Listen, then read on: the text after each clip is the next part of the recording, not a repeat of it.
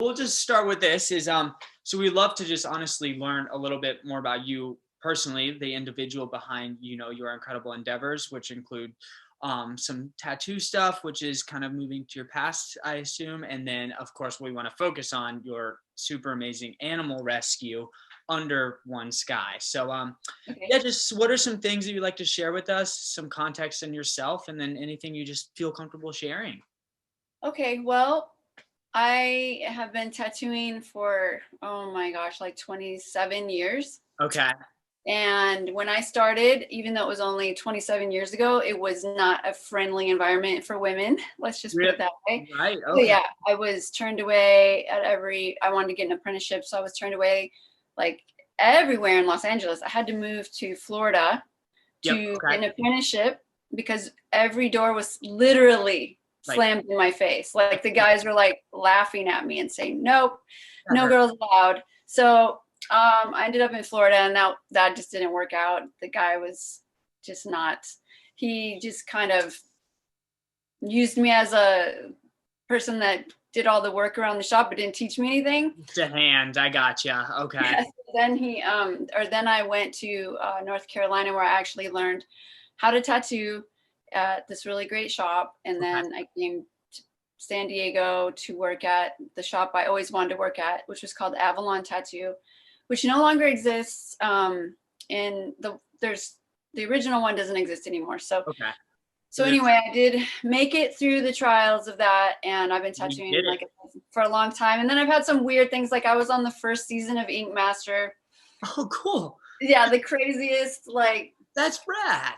well, it was an experience. I will say Okay. that. So I wouldn't say it was rad, but yeah, it didn't go it, like or whatever as perfectly well, as you. in my defense, it was the first season, so Okay. Shoot. nobody knew what to expect, and it was Not at all. horrible. Oh man, was it crazy? I have massive amount of stories that could take a whole nother interview. But Totally. I anyway, can so imagine. that was just part of my tattoo journey. But I've always loved animals my whole entire life since I was a kid, and my whole family is a family of animal loving people. Okay. And I always wanted to do a rescue of some kind. So I, actually didn't intend to have a special needs rescue, Okay. but that just happened. We had my first paraplegic. It was very not expected, and then I just became really really good at taking care of paraplegic cats. And so then other rescues reached out to me for help, and I ended up taking a few from other rescues as well. And then I also teach people how to care for special needs cats. That's amazing. We'll maybe get into that a little bit for sure too, because that's Sure. incredible. So your Under One Sky started as just kind of after or while you were doing So, tattoo. well, so I own a shop now called the Tattoo Room in Simi Valley. I have a business partner. She's been tattooing a long time too. Okay. And I've been at that shop for like the last 8 years. And it's been trials and tribulations. Yeah. But during this time is when I really wanted to get the rescue going. So that's when I got the 501c3 happening, which, it takes time. It took 2 years to get that. It Okay. costs something like 2 grand in total with lawyers and stuff like that. Sure. Because Just you have huge to amounts. pay to apply, and you don't know if you're going to get it. So I just wanted to do it right. Mhm.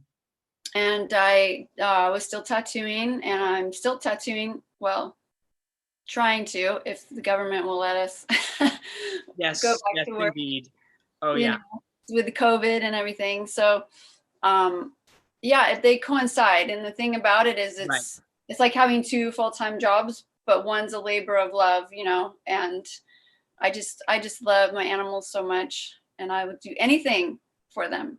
They're a part of your family, I mean, I know the Yeah. impacts animals have had on my life, and it's you could just go on for days about the things you learn from them and the experiences you have with them, and they're the best things ever. So I would love to learn just a little bit more about one Under One Sky, and just like so you mentioned paraplegic cats and things like that. So let's just get into like what are some of these things you handle, kind of where are you located, just a little bit more about this amazing rescue. Well, right now we're located in North Hollywood, California, Okay. but I am getting ready to relocate the rescue. Okay. We're moving across the country. We're moving to Texas, That's but I am going to be quitting tattooing, got it. and I'm going to Congratulations. be focusing solely on the rescue because, like I said, it's a full-time job and there's just one of me. I'm a one-woman show, So this and is I all want to you, huh? grow it. I want what? So this is all you. This is everything is literally you, all you've done, huh? Yes, Under One Sky is me all by myself. I have a couple volunteers every now and then, but when COVID happened, that kind of squashed that, Yeah. with having people come here. And, I it's been difficult doing this by myself. So the real goal is to grow the rescue into a capacity where I can hire people, not only have volunteers, but actually hire people to help me. Because if you saw the things I did in one day, you'd be, amazed. You Mind would, would be blown. I am sure. yeah.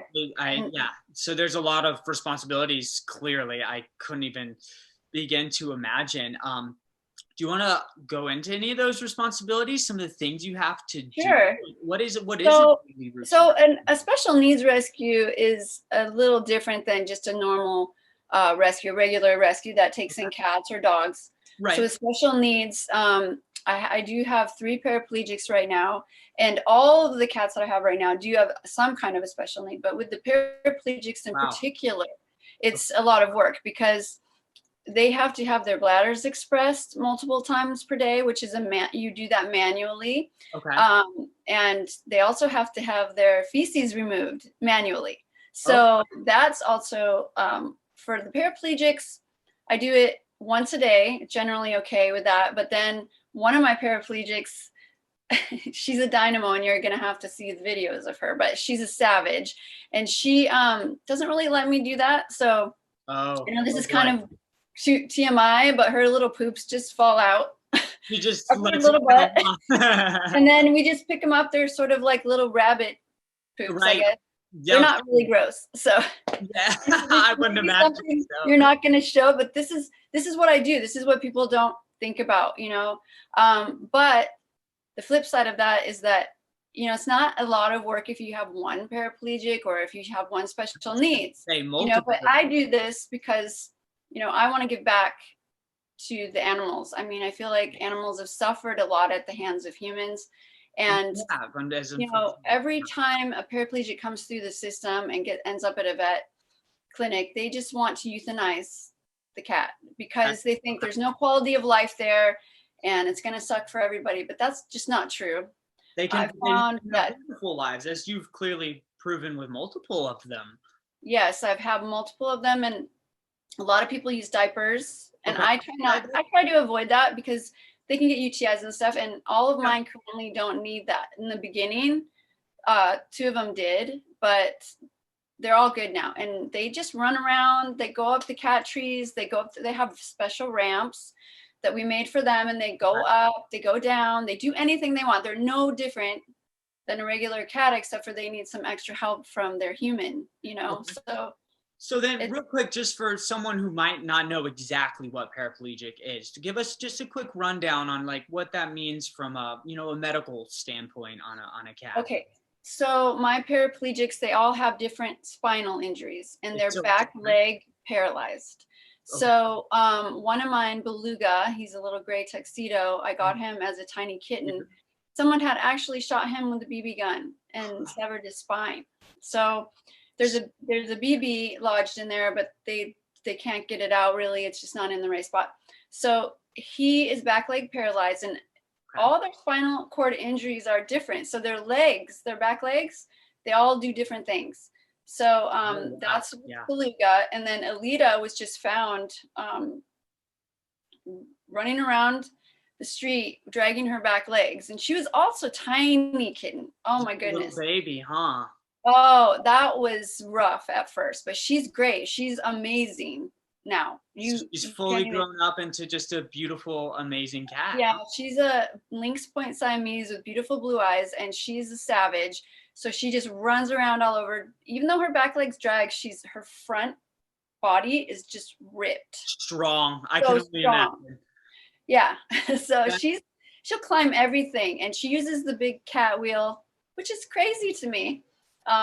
Yeah, she's a maniac. And then Sammy, he was hit by a car. So Okay. his spinal injury is in a different spot, and his legs are different than the other two. So we don't know what happened to Alita, but we know what happened to Beluga and Sammy. Right. So their back legs are paralyzed. So that's what that means. That's what that means. Okay. So they all have different reasonings, obviously, for why injury, maybe illnesses might cause spinal injuries. I don't know. Well, okay, so my paraplegics were all their injuries of some kind, blunt Physical force trauma right. mainly, Yes. or Okay. so that's what they think happened to Alita, but nobody saw it. So But nobody as knows. far as her being born that way, she was not. Some spinal cord injuries, some are born, They all malformed born that legs, way. Okay. stuff like that. But none of mine have that particular type of spinal injury. So Gotcha. Okay. So now you mentioned kind of how vets just go straight for euthanization. So that's obviously an unfortunate common practice, you would say, with paraplegic cats. And that's obviously hearing that all it takes is a little extra love and a little extra attention. That's absolutely heartbreaking. It's just the worst thing ever. So, like, what would you say to somebody that might be, considering getting a cat and or a paraplegic cat? What would you say just to really urge them on, or some things that you've learned about your cats? Because I can only imagine the life lessons that come with watching them grow and just conquer. So what would you say to somebody like that? So if you're considering adopting a special needs pet or a special needs cat in particular, Mhm. I would say go for it because it makes your heart Do it. huge. It just makes your heart ginormous because you see them and they are so resilient, and they don't have the baggage that humans do, and they just get on with it. They just They go, go. and they have so much fun, and just you get to share that experience, and I'm telling you, it makes your heart grow larger. Just So it, inevitably. Why wouldn't it, right? yeah, it's really amazing to watch them grow and get better in some cases, and also if their legs never come back, they still continue to function and have a good life. They It's and part of that is the love you give them, of course, and the care you give them, and probably realizing that they are really no different than any other cat, and they can do these fun things and just well, be I would, spirit. yeah, and I would also tell people it's kind of daunting, and I have to admit, when my first paraplegic, it was rough because the It feels vets like it. were not very helpful with telling me how can I take care of this animal that's paraplegic. So it was trial by fire, Okay. no doubt, trial by fire. But once I learned it, then it wasn't that So, hard. And now I've helped people all over the world. On my YouTube channel, I have tutorials. I've okay. literally helped people from, like, I helped a woman from the Middle East. Um, they just People have their cats, sometimes they get hurt or Something happens. something happens and they become paralyzed. So I easily taught these people, and I couldn't be there in person with them, Right. but they were so happy because no one could help them. They didn't know where to turn. So So we're just this if you learn beacon. it, if you learn how to do it, it's not that hard. It's not that difficult to take a little time out of your day, to take care of their needs. It's Right. it's kind of like having a baby, It is. like an Yes. infant, you Of course. know, and you have to do certain things for them to survive. So And